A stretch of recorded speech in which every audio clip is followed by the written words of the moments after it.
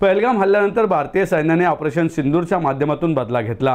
पाकिस्तानला त्यांची जागा दाखवून दिल्याबद्दल भारतीय सैन्याचे अभिनंदन करण्यासाठी, त्यांचे मनोबल उंचावण्यासाठी, देश सैन्यासोबत असल्याचे दाखवून देण्यासाठी रिपब्लिकन पार्टी ऑफ इंडिया पक्षाच्या वतीनं भारत जिंदाबाद रॅलीचं आयोजन करण्यात आलं होतं।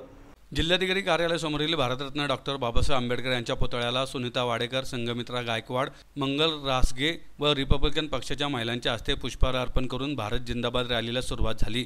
भारत माता की जय, पाकिस्तान मुर्दाबाद, भारतीय सैन्याचा विजय असो अशा घोषणा देत कार्यकर्त्यांनी परिसर दणाणून सोडला।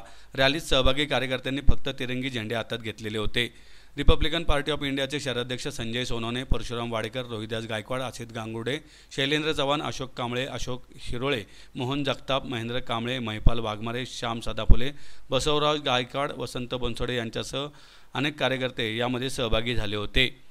भर पावसात निघालेल्या या भारत जिंदाबाद रॅलीमध्ये कार्यकर्ते मोठ्या उत्साहाने सहभागी झाले होते। बर्ड पोलीस स्टेशनचे वरिष्ठ पोलीस निरीक्षक गायकवाड सर व रिपब्लिकन पक्षाच्या ज्येष्ठ पदाधिकारी यांच्या हस्ते हुतात्मा स्मारकास पुष्पचक्र अर्पण करण्यात आले। यानंतर शहराध्यक्ष संजय सोनवणे यांनी मनोगत व्यक्त केले। राष्ट्रगीताने भारत जिंदाबाद रॅलीचा समारोप झाला।